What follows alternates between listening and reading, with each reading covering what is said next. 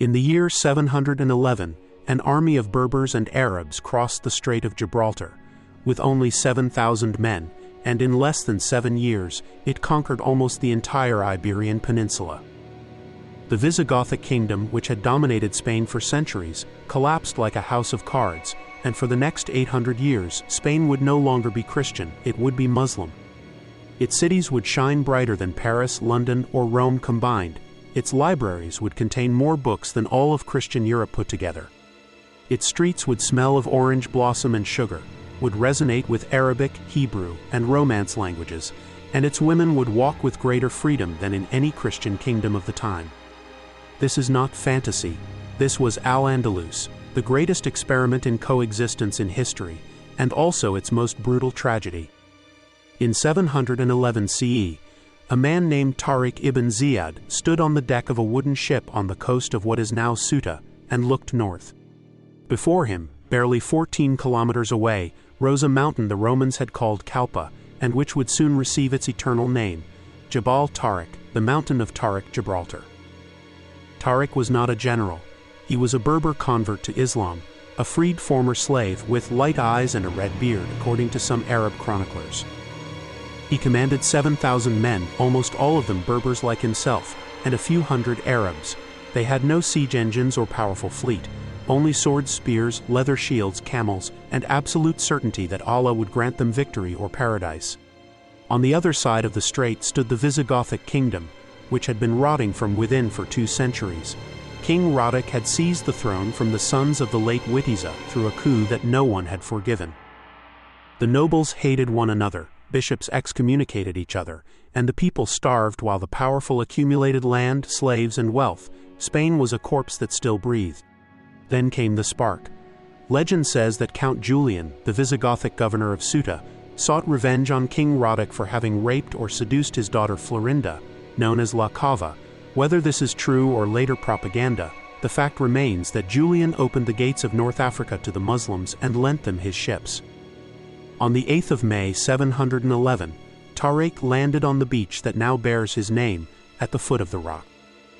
According to the 10th century Andalusian chronicler Ibn Hayyan, when the soldiers hesitated before the impossibility of the undertaking, Tariq ordered all the ships to be burned. Black smoke rose over the bay of Algeciras, and the commander spoke with a voice that echoed among the rocks. "Brothers, the sea is behind you, and the enemy is before you. I swear by Allah you have no choice but victory or death." 8 days later, on the 28th of July, 711, the 2 armies met on the banks of the Guadalete River, near the lagoon of Janda. King Roderick arrived with between 25,000 and 40,000 men, according to the sources, many of them nobles in golden armor, with horses dressed in silk. Tariq ibn Ziyad had less than half that number. The battle lasted 8 days. The first day was an even bloodbath, but on the morning of the 8th, the Visigothic flanks, commanded by the brothers and nephews of Witiza, abandoned the battlefield. Betrayal or prior pact, no one will ever know for certain. The Visigothic center collapsed like a broken dam. King Roderick disappeared. Some say he died, drowned while trying to cross the Guadalete River in his golden armor. Others claim he fled disguised as a beggar and ended his days as a hermit in Portugal.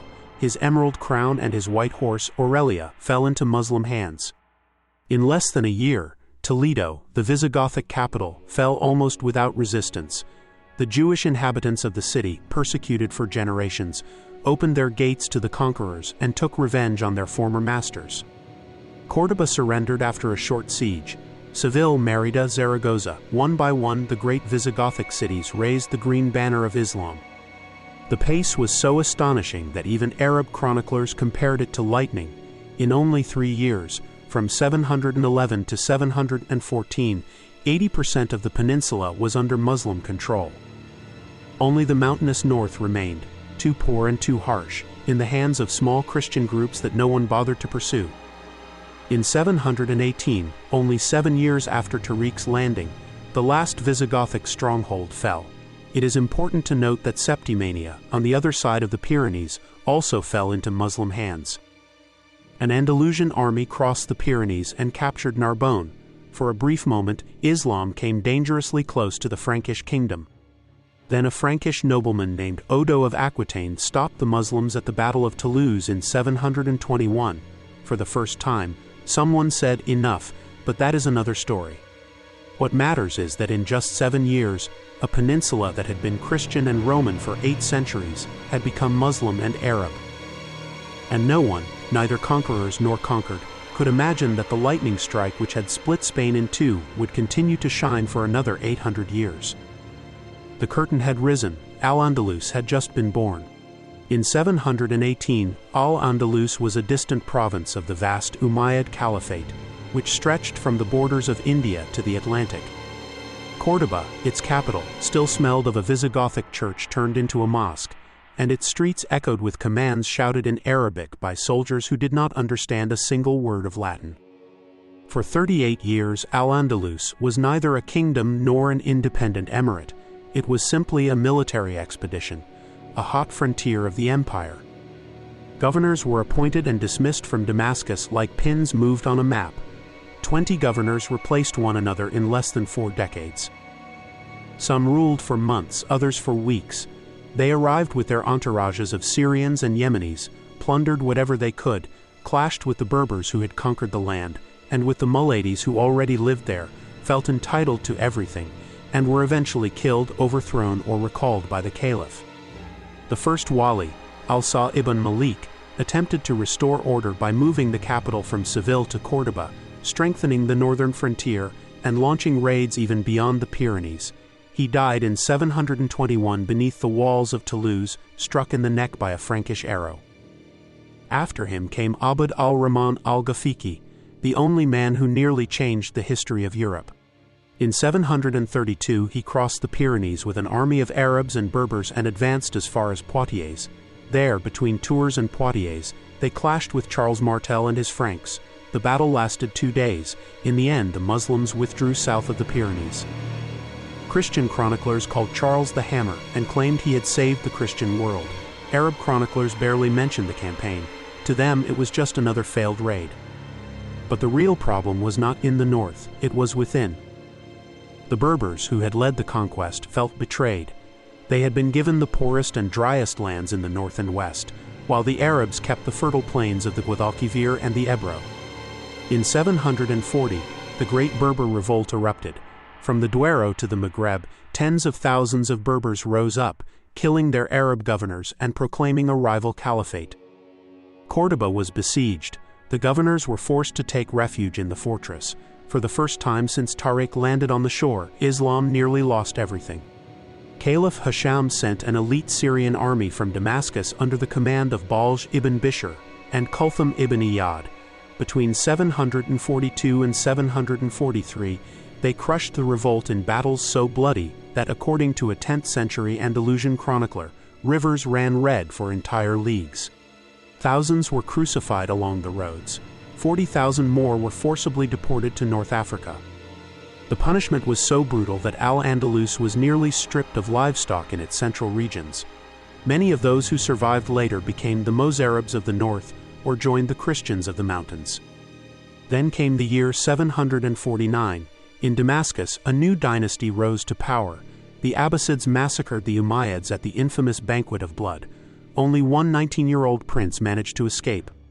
Abd al-Rahman ibn Muawiyah, grandson of Caliph Hisham, crossed North Africa pursued by Abbasid assassins. He lost his younger brother, beheaded on a Tunisian beach, and arrived in Al-Andalus in 755 with nothing but his sword and his lineage. The Abbasid governors appointed from Damascus had already replaced one another several times. The brutal Yusuf al-Fihri and his son ruled as if Al-Andalus were their personal fiefdom. But the Andalusians were weary of foreigners arriving only to enrich themselves and leave. When a living Umayyad appeared, the last of the dynasty that had ruled the Muslim world for 90 years, many saw him as salvation. In May 756, on the outskirts of Córdoba, at a place called Al-Musara, the armies of Yusuf al-Fihri and Abd al-Rahman clashed. Yusuf had more men. Abd al-Rahman had the better cause. The battle was short. Abd al-Rahman's clients and allies, many of them former Syrian soldiers who had remained in Al-Andalus, broke through the enemy lines. Yusuf fled toward Toledo and then north. where years later he would be killed by his own followers. On the 31st of May, 756, Abd al-Rahman entered Cordoba riding a white horse and dressed in green, the color of the Umayyads. He did not proclaim himself caliph.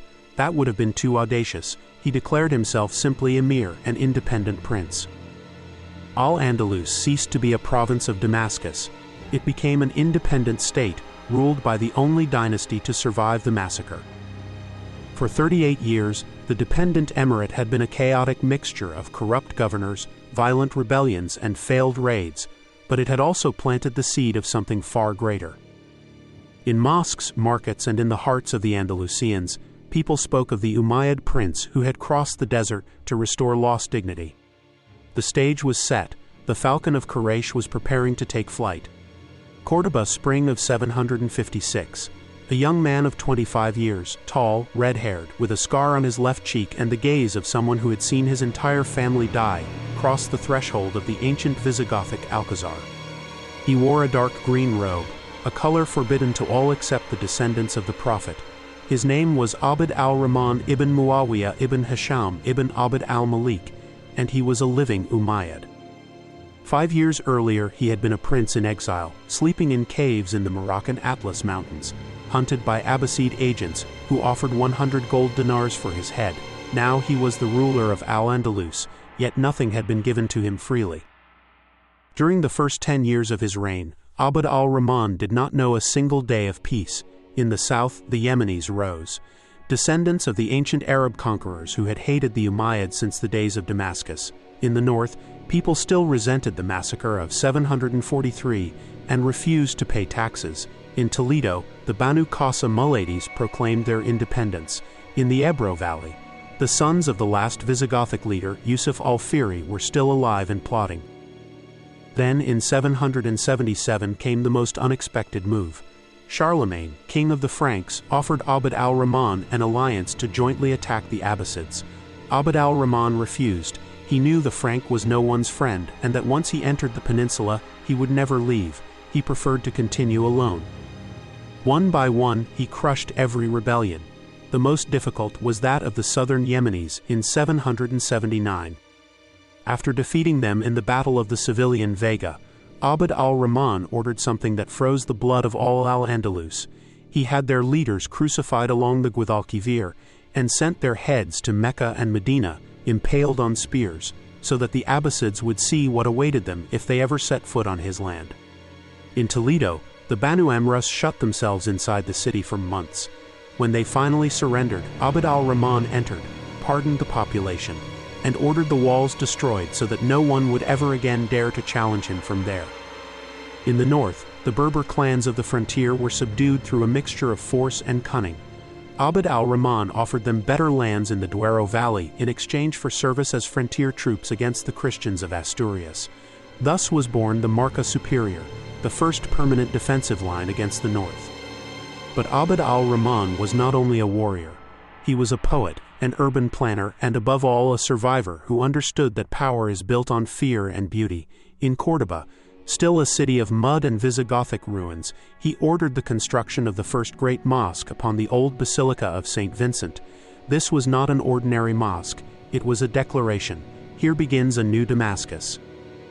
He brought Syrian architects, mosaics from Constantinople, and cedars from Lebanon. When the Christians of the city complained that their church was being taken from them, Abd al-Rahman paid them double its value and allowed them to build new churches outside the walls.